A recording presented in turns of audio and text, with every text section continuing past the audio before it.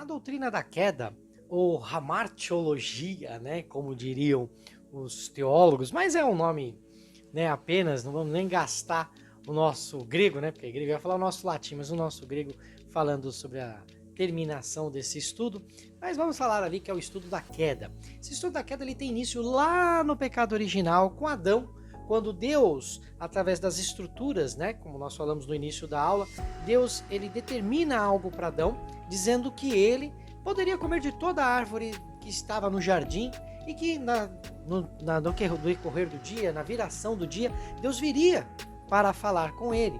E aí o que acontece? Você conhece a história bíblica, você vai lembrar que a mulher que Deus havia feito como esposa para Adão, ela ainda não era chamada de Eva até nesse instante, ela dá ouvidos a um elemento da criação, a serpente. Aí você vai falar, Sandro, você está sendo herege? Como a serpente, elemento da criação? Sim, foi criação de Deus, né? As pessoas têm um medo, né? Uma dualidade que eles colocam o diabo como se fosse um inimigo feroz contra Deus, mas não, ele é uma criação de Deus e ele respeita as ordens do Pai. É muito engraçado que nós às vezes valorizamos demais o poder de Satanás, mas na verdade ele é um subalterno de Deus também. Rebelde, mas um subalterno de Deus, né? Deus está no controle de todas as coisas e os demônios se dobram ao nome de Jesus, ao Deus da criação. Mas enfim, fato é que Adão desobedece a Deus comendo do fruto do engano da mulher e ali ocorre a queda, ali ocorre o pecado original, a desobediência a Deus. E esse pecado original, ele traz uma transformação na vida de todo ser humano, de todo aquele que é nascido na carne, todo aquele que é nascido nesse planeta, nesse universo, ele está debaixo desse pecado de Adão, desse pecado original.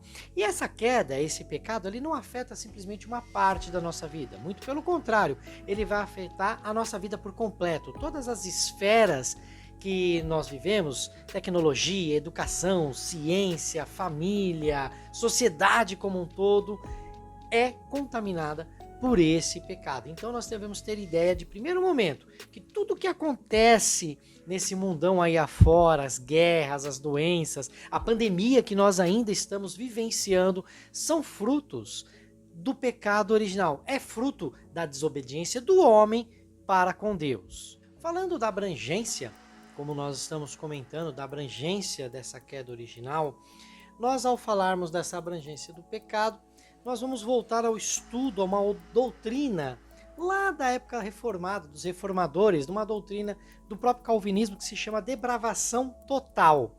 Aí você vai falar assim, nossa Sandro, então depravação total quer dizer que o homem ele é totalmente depravado, o homem é totalmente pecador, ele só faz coisa errada, ele só faz o que não presta? Não, não é bem isso que nós estamos querendo dizer. A depravação total, resumidamente aqui, óbvio que nós estamos fazendo uma enxugada nesse estudo, o adjetivo total, ele não traz a ideia de que nós somos pecadores na nossa mais intensa capacidade de fazer o pecado. Óbvio que todos nós temos essa inclinação, porque o nosso coração é maldoso. Nós vamos falar do coração um pouquinho mais para frente, mas o nosso coração é inclinado sim a esse pecado, mas nós não o praticamos na sua intensidade. Eu até ouvia uma pregação do reverendo Eber, né, o reverendo Eber Campos Júnior, e ele falava sobre a questão de que nós temos, né, exemplificando sobre isso, ele falava que nós temos bons vizinhos, nós temos bons amigos, que às vezes nem são cristãos, ele até brinca, né, fala, oh, esse cara só falta ser crente, né, e isso mostra que existem pessoas que mesmo sem conhecer ao Senhor fazem coisas boas, fazem coisas legais, fazem coisas que são aceitáveis, porém a diferença é, eles não têm ao Senhor, e aí entra o conceito dessa ideia do total. Total não é a nossa capacidade de pecar, mas esse total ele está implícito em quê?